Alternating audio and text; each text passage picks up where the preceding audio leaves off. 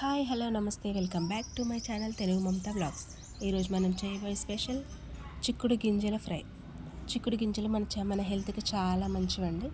దీన్ని అలా ఫ్రై చేసుకొని తింటే ఇంకా చాలా బాగుంటుంది. టేస్ట్ మాత్రం చూడడానికి ఎంత బాగుంది అసలు. దీన్ని రైస్లోకి కానీ చపాతీలోకి కానీ టమాటా వేసుకొని ఫ్రై చేసుకుంటే చాలా బాగుంటుంది. ఇప్పుడు దీన్ని ఎలా చేయాలో మనం చూద్దాం. ముందుగా చిక్కుడు గింజల్ని కడిగి పక్కకు పెట్టేసుకోవాలి. తర్వాత పొయ్యి పైన ప్యాన్ పెట్టి దాంట్లో కొద్దిగా ఆయిల్ వేసి దాంట్లో కరివేపాకు, పొడవుగా కట్ చేసుకున్న ఆనియన్, ఒక 2-3 పచ్చిమిరపకాయలు పొడవుగా కట్ చేసుకోవాలండి. పచ్చిమిర్చి అవి ఒక 2-3 వేసుకొని ఫ్రై చేసుకోవాలి. కొద్దిగా అవి కొంచెం బ్రౌనిష్ కలర్ రావాలి మనకి.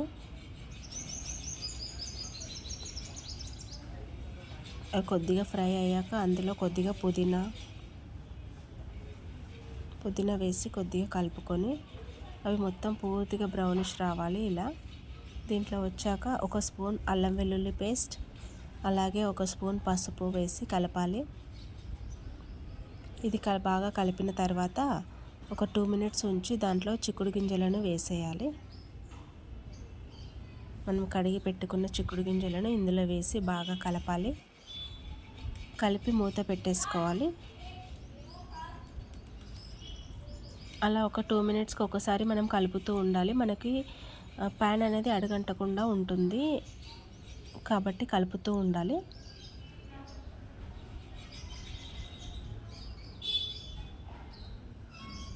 ఇలా కొద్దిగా ఫ్రై అయ్యాక దీంట్లో మనం కట్ చేసి పెట్టుకున్న టమాటా ముక్కల్ని కూడా యాడ్ చేసుకోవాలి.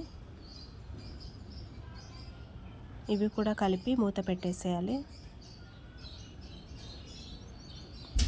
టమాటా ఉడకాలండి. మనకి చిక్కుడు గింజలతో పాటు టమాటా కూడా ఉడికితే మనకి బాగుంటుంది. ఇది రైస్లోకి చపాతీలోకి చాలా బాగుంటుంది.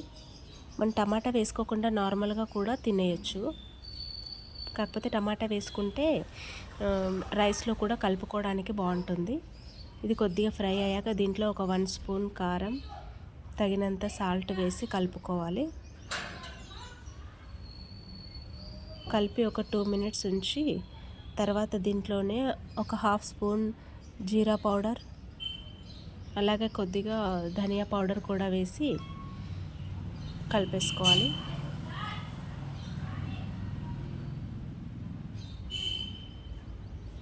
టమాటా కూడా చూడండి మెత్తగా అయిపోయింది.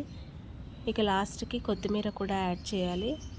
యాడ్ చేసి కొద్దిగా కలిపేసుకోవాలి. కలిపేసి ఒక 2 మినిట్స్ మూత పెట్టి ఒకసారి కలిపేసి దించేసేయాలి. అంతే, ఇక మనకి చిక్కుడు గింజల ఫ్రై రెడీ. చాలా బాగుంటుందండి. ఒకసారి మీరు ఖచ్చితంగా ట్రై చేయండి.